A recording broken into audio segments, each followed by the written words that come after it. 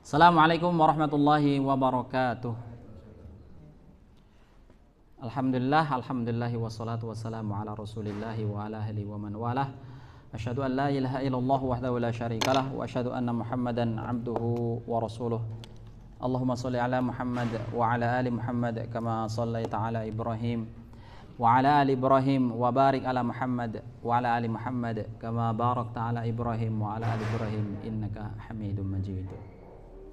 Allahumma la sahla illa ma ja'altahu sahla wa anta taj'al hazana idza syi'ta sahla.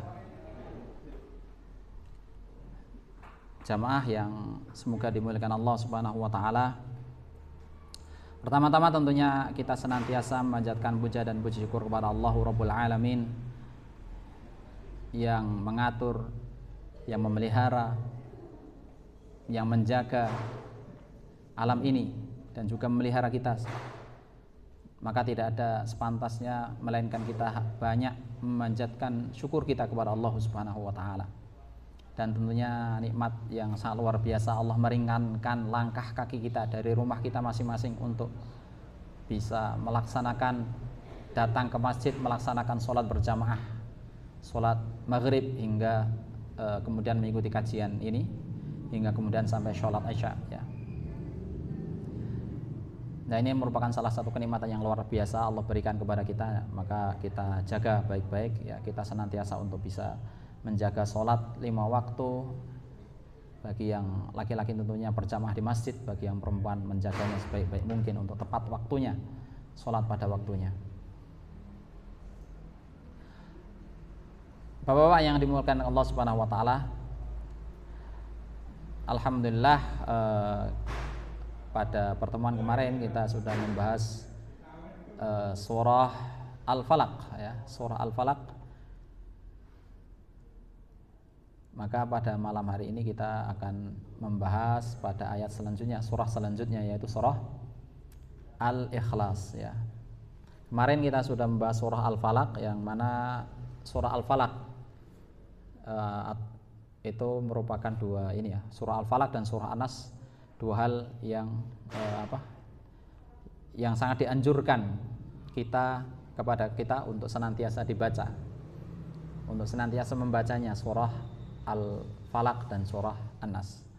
Pada pertemuan kemarin kita membahas surah Al-Falaq, kita diminta untuk meminta perlindungan kepada Allah Subhanahu wa taala untuk berlindung pada berapa hal? Pada coba surah Al-Falaq, qul a'udzu birabbil falaq, dari apa? Min syarri ma khalaq wa min syarri ghasikin idza waqab wa min syarri naffatsati fil 'uqad wa min syarri hasidin idza hasad. Jadi berapa hal kita berlindung kepada? Berapa hal? Kita mengulang sedikit nggih. Berapa? 4 hal ya, benar. Jadi kita senantiasa untuk membaca surah Al-Falaq, yaitu meminta kepada Allah agar kita dihindarkan dari 4 keburukan ya, 4 keburukan, yaitu keburukan ciptaan Allah yang pertama, kemudian keburukan di waktu senja gelap malam ya, kemudian keburukan dari para penyihir, yang terakhir adalah keburukan dari orang yang dengki, apabila dia dengki ya, atau iri dengki ya. Nah, ini adalah surah Al-Falaq. Maka pada malam hari ini kita insyaallah akan membahas suratul Ikhlas, yaitu kajian tafsir surah Al-Ikhlas ya. Sebelum kita masuk pada kajiannya, maka dibaca dulu nih. Barangkali ada bapak yang mau membaca. Mas, monggo Mas baca. Ya. Mau pakai mic? Oh, enggak usah. Pakai mic enggak kedengaran soalnya kalau enggak pakai mic.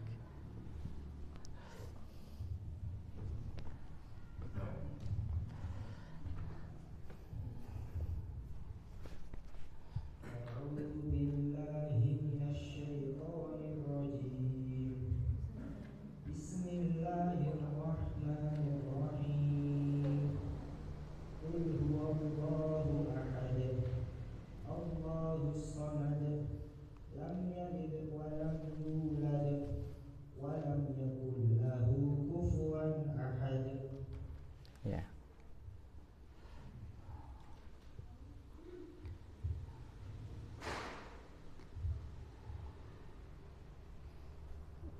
Ya, terima kasih banyak bacaan surah Al-Ikhlasnya. Baik, kita langsung masuk pada pembahasan tafsirnya ya. Di dalam kita menggunakan kajian tafsir ini adalah tafsir As-Sa'di, yaitu yang ditulis oleh Syekh As-Sa'di, Abdurrahman As-Sa'di. Tafsirnya namanya adalah Tafsir Taisirul Karimur Rahman fi Tafsir Kalamil Manan ya. Kita langsung masuk. Saya baca ulang dari surah Al-Ikhlas ini. Kurang besar ya ininya tulisannya, saya gedein lagi. Nah, gini. Kelihatan buatan ini. Tafsiru suratul Ikhlas wa hiya Makkiyah. Tafsir surah Al-Ikhlas. Surah Al-Ikhlas ini adalah surah Makkiyah atau surah yang turun sebelum hijrah ya, Rasulullah SAW sebelum hijrah. Nah, turunlah surah ini ya, nanti ada asbabun nuzulnya. Bismillahirrahmanirrahim, dengan menyebut nama Allah yang Maha Rahman, yang Maha Pemurah lagi Maha Penyayang. Qul huwallahu ahad. Qul, katakanlah, huwa, dialah Allahu, Allah, ahad, yaitu Esa. Katakanlah dialah Allah Esa. Allahus Samad. Allah adalah tempat bergantungnya seluruh makhluk. Lam yalid wa lam yulad. Tidak beranak dan juga tidak diperanakkan. Walam yakul lahu kufuwan ahad, dan tidak ada kufu, yang tidak ada teman atau tidak ada sekutu pun, tidak ada sekutu apapun baginya. Ya, kita masuk pada tafsirnya. Ai, maksudnya, qul, katakanlah, qaulan jaziman. Qul itu merupakan perintah ya, fi'il amar merupakan perintah yaitu kepada Nabi sallallahu alaihi wasallam. Qaulan jaziman bihi, perkataan yang tetap ya. Mu'taqidan lahu, yang yakin ya perkataannya. Arifan bima'nahu, ngerti terhadap maknanya. Huwallahu ahad, dialah Allah ahad, yang esa. Ai, maksudnya, qad inhasarat fihi al-ahdiyah, bahwa maksudnya ini adalah pembatasan ya, pembatasan di dalamnya, bahwa pembatasan bahwa Allah Subhanahu wa taala itu al-ahdiyah, yaitu esa. Fahuwal ahad al-munfarid, maka dialah Allah al-ahad, yang esa, al-munfarid, yang single, sendirian, bil kamali, dengan kesempurnaan. Maka Allah itu ahad, Allah itu esa ya. Allah itu munfarid, sendirian, bil kamali, dengan kesempurnaan. Dari kesempurnaan hanya milik Allah Subhanahu wa taala. Sudah sempurna, kemudian esa ya. Hanya satu. Alladzi lahul asmaul husna, yang baginya lah, yaitu bagi Allah Subhanahu wa taala ada nama-nama yang husna. Wa sifatul kamilah al-ulya, dan Allah memiliki sifat yang sempurna lagi ulya, lagi tinggi. Wal af'alul muqaddasah, dan Allah memiliki perbuatan yang suci. Alladzi la nadhirun lahu wala mathilun, yang mana Allah Subhanahu wa taala tidak ada yang serupa, yang sepadan bagi Allah, wala mathilun, dan juga tidak ada yang semisalnya, tidak ada yang sepadan, tidak ada yang semisalnya. Ya, ini adalah ayat yang pertama. Dalam surah Al-Ikhlas ini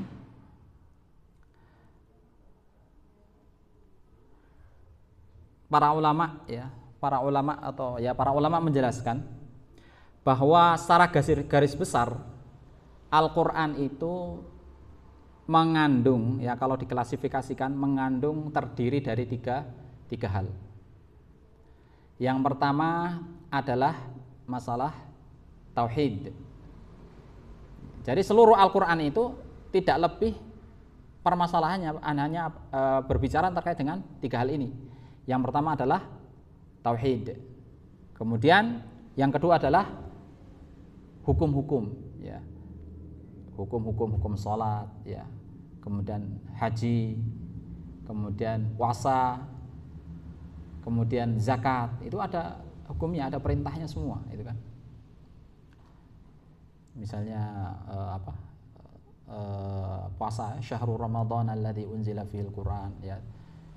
Kemudian terkait faman syahida minkum syahra falyasum, barang siapa yang menyaksikan bulan maka hendaklah dia buat puasa, itu kan terkait dengan hukum. Kemudian al-hajju asyhurun ma'lumat, bahwa haji itu pada bulan-bulan yang sudah ditentukan, gitu. Itu kan hukum. Kemudian yang terakhir adalah qasas, yaitu terkait dengan kisah-kisah, ya.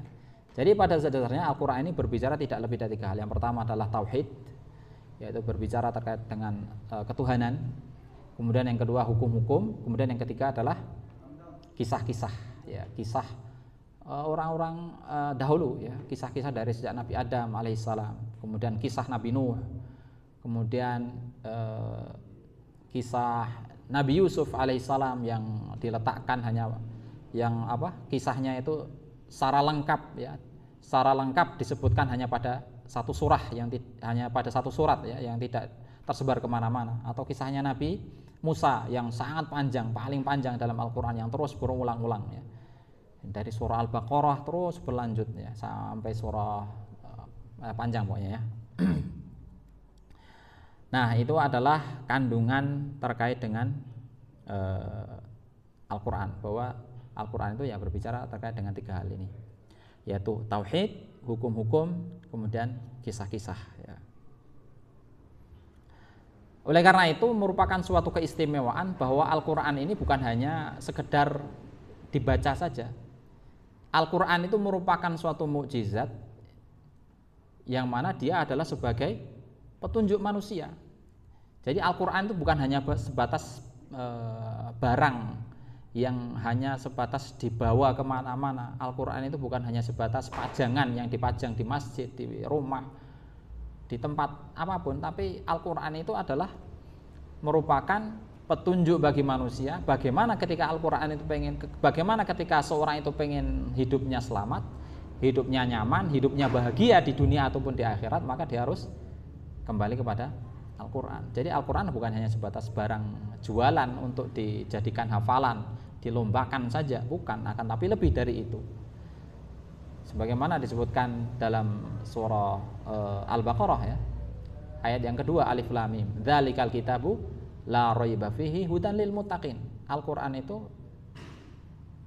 la raiba fihi, tidak ada keraguan padanya, hudan, dan Al-Quran itu adalah sebagai hudan lil muttaqin, petunjuk bagi orang-orang yang bertakwa. Atau dalam surah Al-Furqan, tabarakalladzi nazzala al-furqana ala 'abdihi liyakuna lil 'alamin nadhira, dalam surah Al-Furqan ayat pertama. Maha suci Allah yang telah menurunkan Al-Furqan, ya. Nama lain dari Al-Qur'an ini adalah Al-Furqan, sebagai pembeda. Tabarakalladzi nazzala al-furqana ala 'abdihi, kepada hambanya, liyakuna lil 'alamin nadhira, untuk sebagai peringatan bagi seluruh alam. Nah, ini adalah Al-Quran, ya, bahwa Al-Quran itu merupakan keistimewaannya adalah dia adalah sebagai petunjuk bagi kehidupan manusia. Ketika orang tersesat, ya, bagaimana dia tersesat, maka obatnya adalah kembali kepada Al-Quran. Oleh karena itu surah yang kita pelajari ini, yaitu surah Al-Ikhlas ini, ya, merupakan sepertiga dari Al-Quran, ya. Ini disebutkan dalam hadis riwayat Al-Imam Bukhari, ya, bahwa ya hadisnya agak panjang, banyak di sana disebutkan, kurang lebih ada 4 redaksi yang berbeda. Di sana disebutkan bahwa suratul Ikhlas itu ta'dilu thuluthul Quran, bahwa surah Al-Ikhlas itu sama dengan sepertiga daripada Al-Quran. Ya. Jadi pahalanya sangat begitu besar. Ketika seorang membaca surah Al-Ikhlas itu sama pahalanya sama orang membaca sepertiga dari Al-Quran. Al-Quran itu kan terdiri dari 30 juz. Ya, 30 juz. Jadi kalau orang membaca surah Al-Ikhlas, nilai pahalanya sama. Sepertiga daripada Al-Quran, dia telah menyelesaikannya. Lantas apakah kalau orang hanya sekedar membaca Al-Ikhlas saja, kemudian dia tidak membaca yang lainnya, gitu kan? Misalnya dalam bulan Ramadan kan anjurannya kita memperbanyak ibadah, kemudian ya sudah kalau begitu tak pagi membaca surah Al-Ikhlas, siang Al-Ikhlas, sore Al-Ikhlas, berarti kan khatam sudah ini pahalanya selesai gitu kan. Gak usah baca surat lain lah, baca Al-Ikhlas pagi, siang, sore, sudah khatam ini pahalanya gitu. Apakah gitu? Ya nggak demikian ya. Ya memang pahalanya itu sama. Jadi kalau pagi kita baca, tapi kan dalam ayat lain itu ada kandungan-kandungan yang lain gitu. Bahwa Al-Quran itu di sana juga ada hukum gitu kan, kandungannya ada hukum. Kalau hanya sekedar membaca Al-Ikhlas ya tidak membaca kandungan yang lain gitu. Ada hukum, ada kisah-kisah juga gitu. Rasulullah SAW pernah mengajarkan dengan metode pertanyaan ya, menanyakan kepada para sahabatnya, menanyakan dengan maksudnya menanyakan kalimat tanya, tapi intinya ini adalah mengajarkan kepada para sahabat. Ya, beliau bersabda, ayajizu ahadukum ayaqra'a thuluthul Qur'an fi lailah. Tidakkah kalian itu bisa membaca sepertiga Al-Quran dalam satu malam gitu. Jadi ini merupakan kalimat pertanyaan, kalimat tanya, tapi kalimat tanya itu dalam rangka untuk mengajarkan kepada Nabi, mengajarkan kepada para sahabat gitu ya. Memang kalian tuh nggak bisa ngaji dalam semalam itu membaca sepertiga dari Al-Quran gitu. Baca sepertiga dari Al-Quran gitu.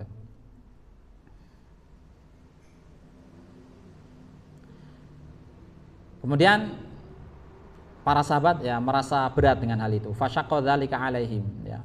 Para sahabat kemudian berat ya. Ngaji 10 juz suruh semalam baca semalam penuh itu kita suruh ngaji 10 juz. Wah, berat ya. Semalam itu berat ngaji.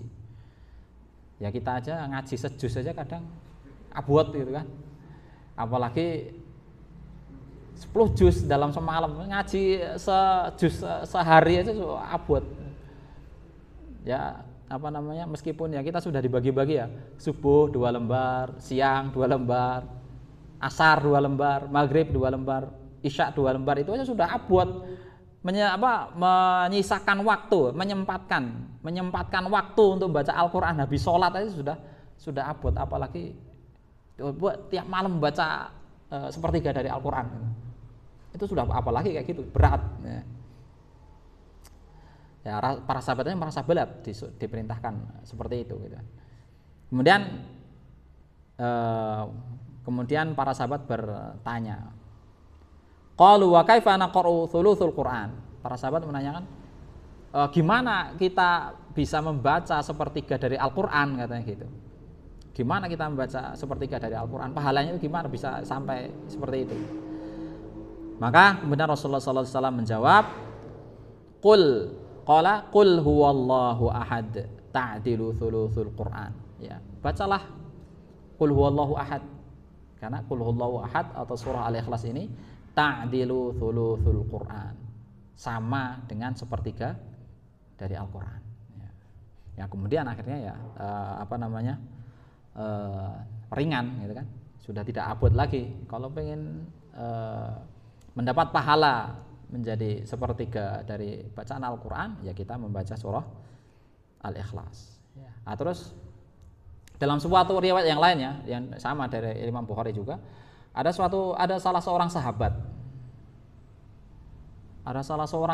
pada waktu pagi sholat fajar itu yang dibaca setelah Al-Fatihah surah ini terus, Al-Ikhlas, Qul huwallahu ahad, Allahus samad, lam yalid walam yulad walam yakul lahu kufuwan ahad.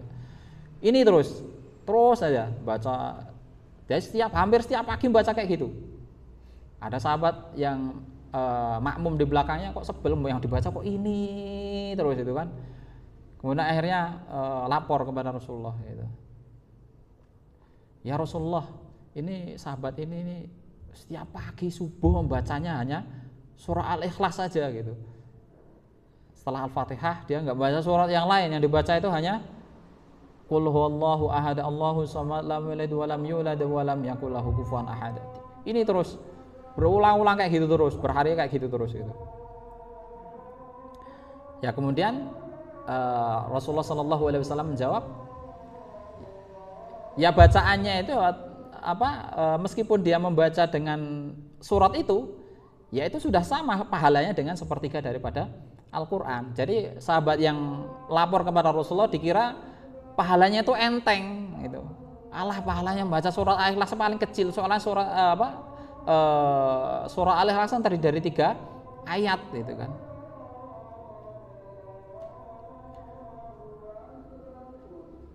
Jadi dikiranya enteng gitu. Tapi ternyata bahwa apa yang dibacanya itu berpahala yang begitu besar, yaitu sepertiga dari Al-Quran. Kemudian dalam hadis yang lain juga yang diriwayatkan oleh Imam Ahmad, Rasulullah SAW bersabda, "Man qara'a qul huwallahu ahad hatta yakhtim 'asyrata marrat, banallahu lahu qasran lahu fil jannah."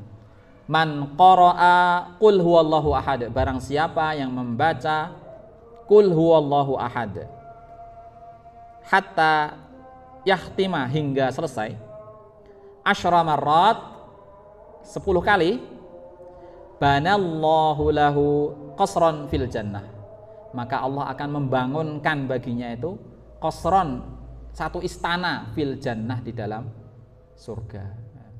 Wah, ini luar biasa. Barang siapa yang membaca surah Al-Ikhlas 10 kali sampai selesai, maka Allah akan membangunkan baginya satu istana besar di surga. Jadi fadilahnya, keutamaan sangat luar biasa ya. Kita membaca surah ini 10 kali saja, itu Allah Subhanahu wa taala sudah bangunkan baginya itu istana gitu. Istana di surga. Nah, kalau misalnya dibangunkan gubuk gimana? Dibangunkan gubuk di surga itu gimana? Mau nggak? Ya lumayan gitu, nggak apa-apa di gubuk. Yang penting kan di surga. Ya sudah selamat di surga, sudah nggak ada kesedihan lagi, nggak ada kebingungan lagi. Biarpun gubuk dari apa sudah popo. Yang penting kan sudah masuk surga. Apalagi ini dibangunkan sebuah qasr, dibangunkan istana gitu. Luar biasa. Hanya ringan sekali kan, hanya membaca surah Al-Ikhlas saja. Nah, terus gimana kalau orang membaca surah Al-Ikhlas tapi dia masih melakukan kesyirikan? Nah, itu sudah urusan lain ya. Melakukan kesyirikan, masih meminta-minta kepada selain Allah, masih minta-minta ke gunung, masih percaya sama hal-hal yang aneh-aneh gitu, atau masih melakukan aneh-aneh, kesihir dan lain sebagainya, itu sudah lain ya. Ya oleh karena itu bahwa fadilah membaca surah Al-Ikhlas itu sangat begitu besarnya ya. Sangat ringan dan begitu besarnya pahalanya bagi orang yang membaca surah Al-Ikhlas. Kemudian di ayat yang pertama ini di sini disebutkan dengan kata-kata qul. Qul ini adalah artinya katakanlah, merupakan fi'il amr, yaitu kata perintah. Ya, kata perintah qul. Jadi Allah Subhanahu wa taala memerintahkan kepada Nabi SAW dengan kata-kata qul itu karena ada suatu hal yang penting ya. Ada suatu hal yang penting yang harus disampaikan gitu. Dan itu karena suatu hal yang penting itu akhirnya tertarik orang untuk mendengarkan apa yang akan disampaikan itu ya. Dengan diawali dengan kata-kata qul gitu.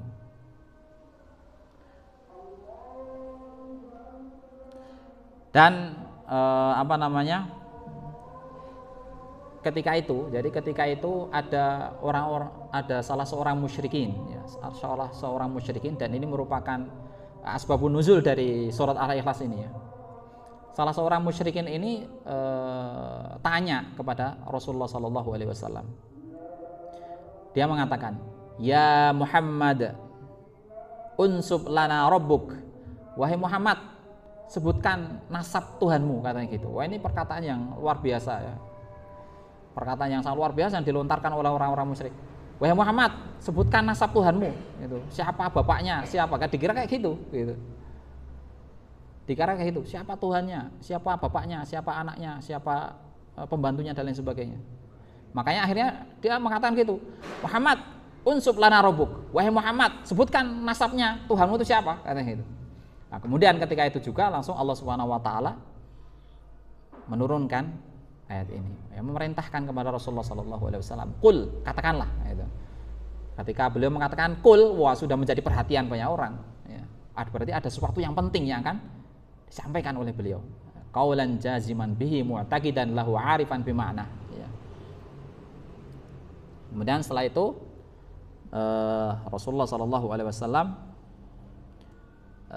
melanjutkan dari apa yang disampaikan oleh Allah Subhanahu Wa Taala, huwallahu ahad, bahwa dialah Allah ahad, yaitu Esa. Qul, katakanlah, huwallahu ahad, dialah Allah ahad, yaitu Esa. Kemudian ya dialah Allah ahad. Allah itu Esa, ya, Esa, tunggal, ya. Esa dalam berbagai hal, ya. Yang pertama adalah Esa dalam segi zatnya. Zat Allah itu Esa. Kemudian Esa untuk diibadahi, ya. Kemudian Esa sebagai Rabb, yaitu sebagai Esa sebagai Rabb, sebagai yang kita kemarin sudah membahas, ya. Rabbil falak, Rabbun nas, ya. Rabb itu kan yang mengatur, yang memelihara, yang memiliki, yang menguasai, yang mengatur, yang memelihara, yang memiliki, yang menguasai. Ya, ini adalah Rabb. Esa sebagai Rabb. Kemudian yang terakhir adalah Esa sebagai dalam al-asma, dalam nama-nama Allah dan sifat-sifatnya yang husna, ya. Allah adalah Esa dalam zatnya, ya. Ini tentunya ini Esa dalam zatnya ini kan membantah terkait dengan pemikiran orang-orang yang mengatakan bahwa Tuhan itu dua, Tuhan itu tiga, Tuhan itu berbilang, ya. Karena pada zaman itu sudah ada orang memikirkan bahwa Tuhan itu berbilang, ya. Menunjukkan bahwa Tuhan itu berbilang, ada lebih dari 1, 2, 3, 4, ya. Kalau dalam mitologi orang-orang Cina itu kan Tuhan itu kan ada 2, yang yang diungkapkan dalam 2 hal, ya, yaitu yin yang, yin dan yang, Tuhan yang baik, Tuhan yang buruk. Nah, itu dalam pemikiran orang-orang Cina. Ada Tuhan buruk, ada Tuhan baik, gitu. Atau misalnya orang-orang Nasrani mengatakan Tuhan itu 3, gitu. Jadi seperti itu. Kemudian Esa untuk diibadahi, ya. Ini juga tercermin bahwa Allah itu ya memang satu-satunya zat, hanya sebagai tujuan dalam peribadahan itu hanya pada Allah Subhanahu wa taala, dan ini tercermin dalam surah Al-Fatihah yang sudah kita pelajari beberapa waktu lalu, ya. Iyyaka na'bud wa iyyaka nasta'in. Iyyaka, hanya kepadamu ya Allah, hanya. Jadi hanya pada Allah saja, tidak kepada 2-nya, tidak kepada 3, tidak kepada 4. Hanya iyyaka, hanya kepadamu saja. Na'budu wa iyyaka nasta'in. Kami beribadah dan kami meminta pertolongan. Ya, kemudian Esa dalam Rabb dan rububiyahnya, bahwa Allah itu Esa dalam rububiyahnya, Allah yang mengatur, Allah yang menguasai, Allah yang memiliki, Allah yang memelihara, Allah yang yang menguasai, ya. Kemudian yang terakhir adalah esa dalam asma dan sifatnya. Allah memiliki sifat-sifat yang dan nama-nama yang mulia, ya.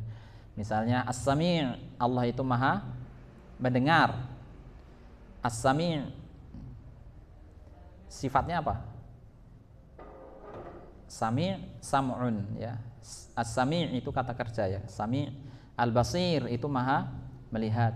Al-Hayy itu maha hidup. As-Sami' maha mendengar, Al-Basir maha melihat, Al-Hayy maha hidup. Dan ini esa, dan keesaan Allah dalam asma wa sifatnya itu tidak ada batasan. Misalnya Al-Hayy, manusia itu kan sama hidup, kan? Manusia sama hidup. Tapi hidupnya manusia itu ada batasannya. Dia bermula dan dia juga berakhir. Itulah batasan kehidupan manusia. Ketika manusia itu lahir, maka mulailah kehidupan manusia. Dan ketika manusia itu meninggal, mati, maka ketika itulah berakhirlah kehidupannya. Itu adalah batasannya manusia, makhluknya. Nah, misalnya manusia juga sami, mendengar, ya sama mendengar. Kata-katanya kan sama, sami, mendengar. Manusia mendengar, tapi pendengarannya pun juga terbatas, ya. Sementara Allah Subhanahu wa taala itu tidak ada batasannya. Maka sudah sepantasnya bahwa Allah itu adalah qadimun, yaitu qadim. Allah itu awal wal akhir. Allah yang mengawali dan juga yang seterusnya, ya. Allah itu qadim, tetap, ya, tidak terbatas terhadap segala sesuatu. Kemudian pada ayat selanjutnya, ya. Sudah isya, mohon barangkali adzan dulu sebelum kita lanjut ke ayat selanjutnya. Ya, kita masuk pada ayat yang selanjutnya.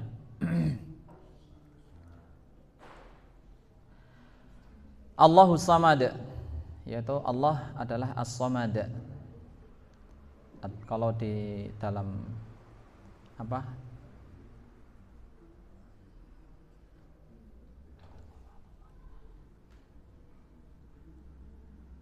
kalau dalam dalam terjemahan dalam terjemahan ini Quran, Allahus Samad, bahwa Allah itu adalah tempat bergantungnya seluruh makhluk, ya.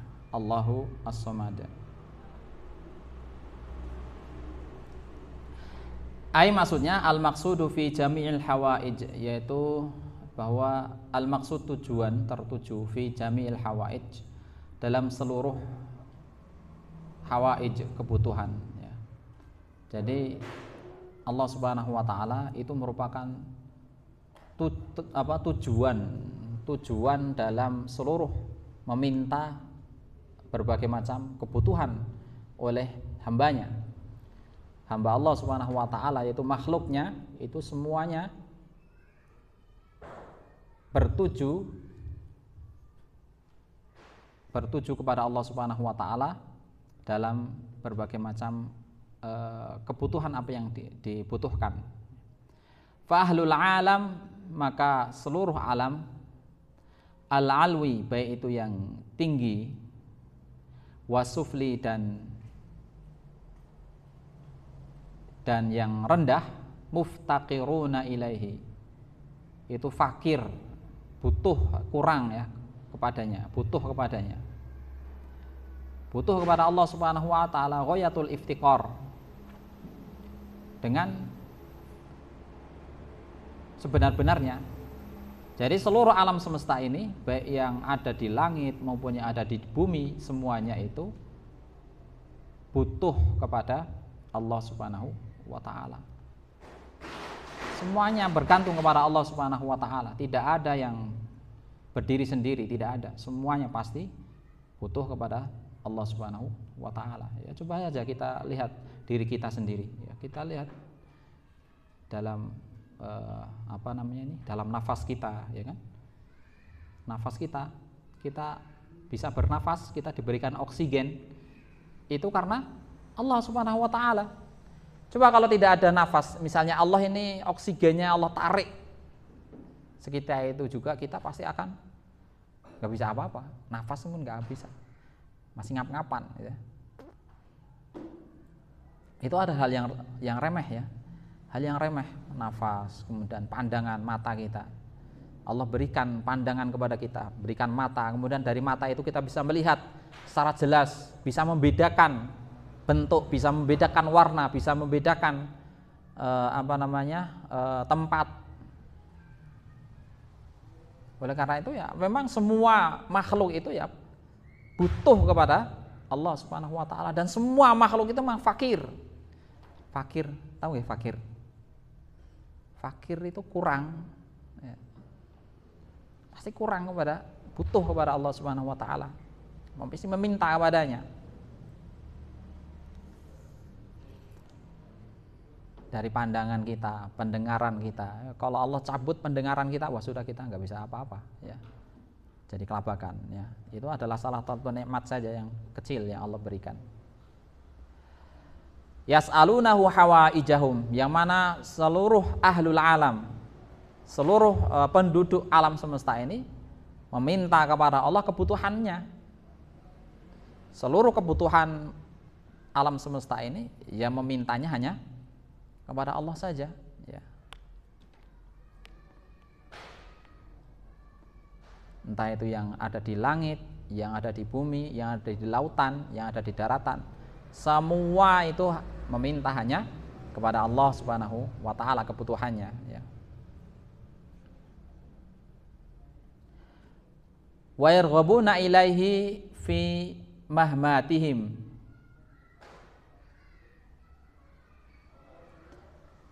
dan mengharap kepada Allah fi mahmatihim, dalam kepentingan mereka, dalam kebutuhan mereka. Muhim itu penting ya, mahmatihim, kepentingan mereka. Dan mereka mengharap seluruh apa yang dia butuhkan, ya minta kepada Allah, kemudian dipenuhi apa yang dia butuhkan itu. Gitu. Oleh karena itu, ketika kita dalam berdoa, ya kita berdoa kepada Allah dengan sungguh-sungguh. Kita sisipkan di sana itu dengan misalnya dengan asmaul husna, dengan nama-nama Allah yang husna itu.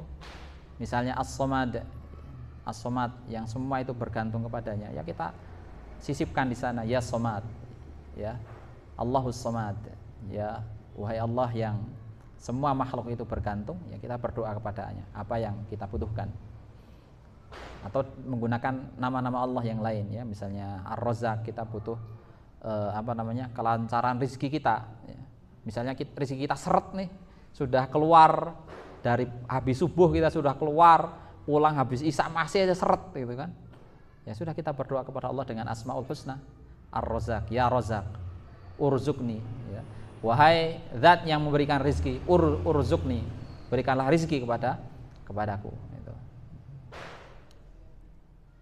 Misalnya ketika seorang juga lama masih jomblo, belum pada punya pasangan gitu, misalnya sudah bertahun-tahun, sudah usianya mungkin di atas 30 tahun gitu kan, entah itu laki-laki atau perempuan gelisah, atau mungkin lebih dari itu 40 tahun misalnya, 50 tahun misalnya, ditinggal pasangannya gitu.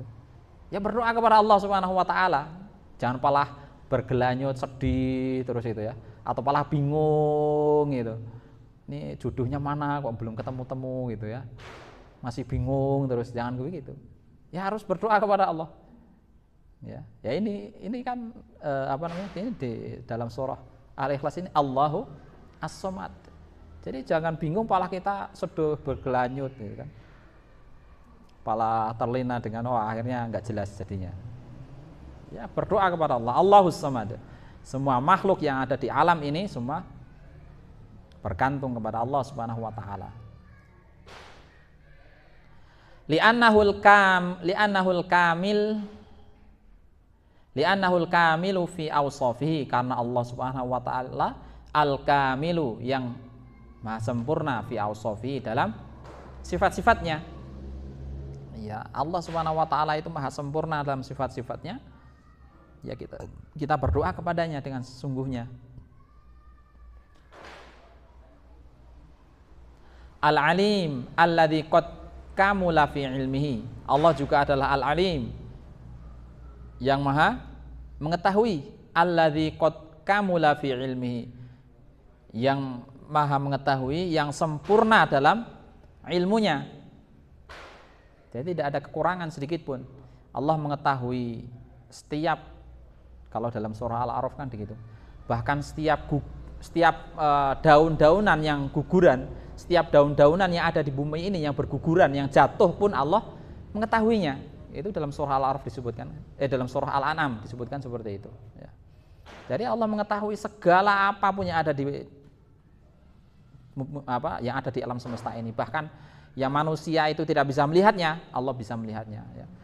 Bahkan dalam di waktu gelapnya malam, kemudian di sana ada batu hitam, ada semut hitam, ya, batu hitam, semut hitam, gelapnya malam, yang manusia tidak bisa melihat tanpa alat bantu, Allah bisa mengetahuinya. Ya. Karena tidak ada kekurangan dalam ilmu Allah Subhanahu wa taala. Al-Halimul ladzi qad kamula fi hilmihi, yang maha lembut, yang sempurna dalam hilmnya Allah, dalam kelembutannya Allah, ya. Allah maha lembut, ya. Ar-Rahim alladzi kamula fi rahmatihi, yang maha penyayang, yang sempurna dalam rahmatnya. Alladzi wasi'at rahmatahu kulla syai'in, yang mana rahmatnya Allah itu luas, mencakup segala sesuatu. Ya, ini adalah rahmatnya Allah Subhanahu wa taala. Allah menurunkan, memberikan karunia kepada seluruh makhluknya. Dan ini tanpa batas, ya, rahmatnya Allah, kasih sayangnya Allah itu tanpa batas, tanpa mandang bulu, ya, baik itu dia orang beriman atau tidak beriman, ya, baik itu dia percaya kepada Allah pun tidak, Allah tetap berikan kepadanya, ya. Kasih sayangnya Allah, kemudian kelembutannya Allah berikan kepada mereka. Wa hakadza sa'iru awsafihi, dan beginilah seluruh sifat-sifatnya Allah yang maha sempurna. Wa min kamalihi, dan dari kesempurnaannya, annahu, bahwa sungguhnya Allah Subhanahu wa taala lam yalid wa lam yulad, tidak beranak dan juga tidak diperanakkan. Tidak beranak dan juga tidak diperanakkan. Maksudnya gimana nih? Tidak beranak, berarti Allah Subhanahu wa taala tidak ada orang tuanya, ya. Wah, kalau kalau ada yang mengatakan bahwa Allah ada orang tua, itu sudah sangat luar biasa itu, ya. Tidak ada ayahnya, tidak ada ibunya, ataupun tidak ada anaknya. Kalau sekiranya Tuhan itu ada ayah, ada ibu, ya berarti kan tidak ada itu namanya Tuhan itu. Bahwa di atasnya lagi ada ayah ibu lagi, gitu kan. Mbah Ne lagi, Mbah Ne misalnya apa? Mbah, kemudian Mbah Ne lagi apa namanya? Buyut, di atas Mbah Buyut lagi apa? Canggah, gantung siwo, dan seterusnya. Nggak akan selesai-selesai kalau sekiranya Tuhan itu ada mbah-mbahnya, itu mana ujungnya nggak tahu gitu. Begitupun juga kalau sekiranya Allah itu yulad, diperanakkan, misalnya Allah punya anak, wah itu juga itu luar biasa, ya. Kalau misalnya ayah punya anak atau ibu punya anak, itu wajar, ya. Tujuannya apa? Ayah punya anak itu tujuannya apa? Tujuan seorang ayah punya anak itu apa tujuannya?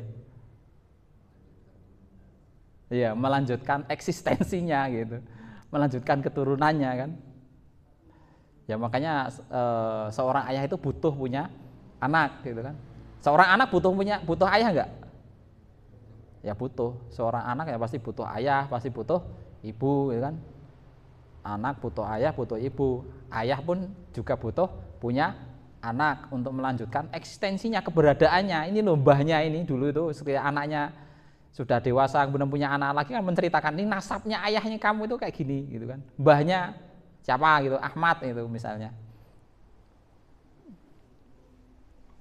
Jadi untuk menyebutkan eksistensinya, nasabnya siapa, nasabnya Hasan misalnya gitu kan, mbahnya namanya dulu adalah Hasan. Atau kalau orang-orang Arab yang ada di Indonesia kan biasanya mengatasnamakan Arab itu kan ada ininya ya, ada nasabnya misalnya Al-Atas, kemudian siapa gitu kan. Nah itulah apa namanya, kalau Allah Subhanahu wa taala itu di apa namanya dengan dikatakan seperti itu, wah itu sangat luar biasa, kezaliman yang begitu besar dan sangat besar dosanya ya. Dalam surah Maryam ayat ke-88 hingga 92 disebutkan, wa qalu takhadar rahman walada, dan mereka orang-orang musyrik itu mengatakan bahwa Ar-Rahman, Allah itu telah mengambil seorang anak, walada. Laqad ji'tum syai'an idda, sungguh kalian itu telah melakukan sesuatu yang luar biasa. Takadus samawatu yatafattarna minhu, hampir-hampir langit itu pecah itu. Watansyaqul ardu, dan bumi ini goncang ya, goncang, bumi ini menjadi gempa. Watajurrul jibalu hadda ya, dan gunung itu meledak ya, hanya karena orang mengatakan seperti itu. Allah itu, Tuhan itu punya anak gitu. Dengan kata-kata seperti itu ya hampir-hampir langit itu langit itu pecah, kemudian bumi ini menjadi goyang dan gunung-gunung itu meledak ya, gara-gara ada orang yang mengatakan bahwa Allah itu punya anak ya. Ini perkataan yang sangat luar biasa, besarnya kegoncangan yang sangat luar biasa. Kemudian dalam surah Al-Isra ayat yang ke-40 juga disebutkan yang kurang lebih artinya ya,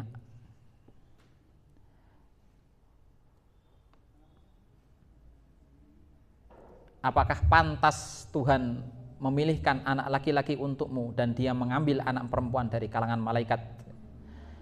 Innakum lataquluna qaulan azima, sesungguhnya kamu itu benar-benar mengucapkan perkataan yang sangat luar biasa besar dosanya ya. Ya ini perkataan yang sangat luar biasa, mengada-ngada terhadap ketuhanan, terhadap Allah Subhanahu wa taala, bila Tuhan itu punya anak, Tuhan itu punya keturunan, atau punya orang tua dan lain sebagainya. Kemudian ayat yang terakhir adalah walam yakun lahu kufuwan ahad.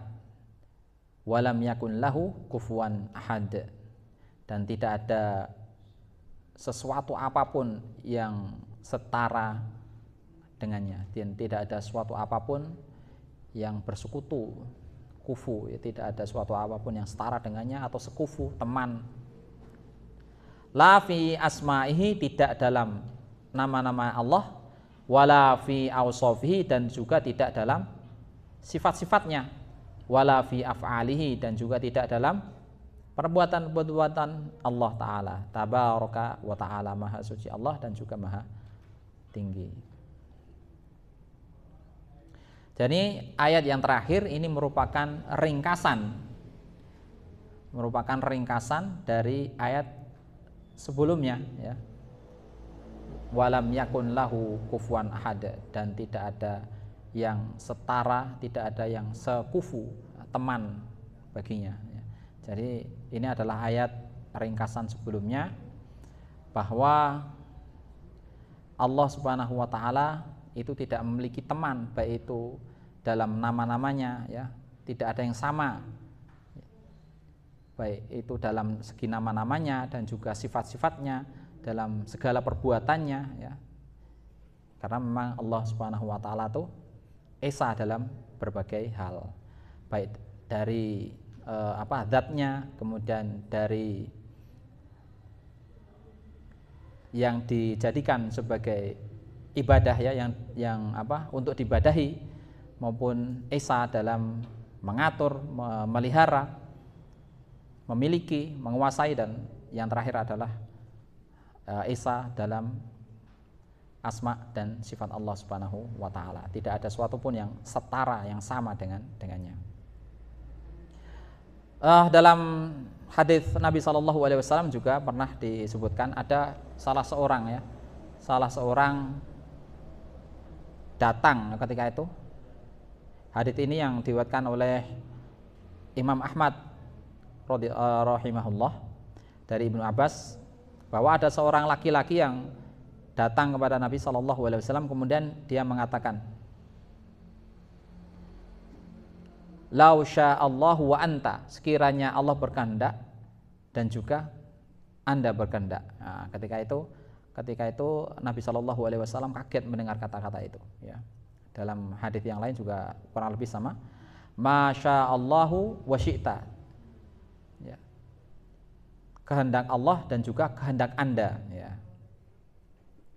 Faqala, maka kemudian Nabi SAW berkata kepadanya, bersabda kepadanya, Aja'altani wallahu adlan bal masyaallahu wahdah. Ya. Apa engkau akan menjadikan aku itu sekutu, ya, pada Allah, gitu kan? Apakah engkau akan menjadikan aku itu sekutu kepada Allah? Akan tapi katakanlah masyaallahu wahdah, masya Allah saja. Jangan menggunakan kata-kata dan, itu ya. Dan ini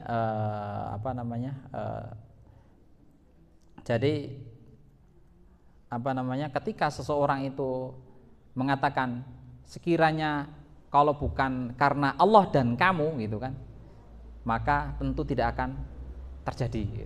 Dengan kata-kata dan itu saja sudah menunjukkan bahwa dia itu telah menjadikan orang itu sekutu, teman dalam menyelesaikan suatu permasalahan. Oleh karena itu lebih selamat adalah dengan menggunakan kata-kata thumma, yaitu kemudian. Sekiranya kalau bukan karena Allah kemudian Anda, nah baru seperti itu, maka dengan kata-kata kemudian ini bisa lebih selamat, karena setelah Allah Subhanahu wa taala menakdirkan sesuatu, baru kemudian orang itu melakukan apa yang dikehendakinya. Jadi tidak dan ketika menggunakan kata-kata dan, maka seakan-akan orang itu menyamakan perbuatan Allah dengan perbuatannya, dan ini suatu hal yang dilarang. Ya, saya kira sudah saya cukupkan dulu surah Al-Ikhlas, yaitu surah ketiga dari terakhir ya, dari juz ke-30. Subhanakallahumma wa bihamdika asyhadu an la ilaha illa anta astaghfiruka wa atubu ilaik. Barangkali ada yang mau didiskusikan, monggo.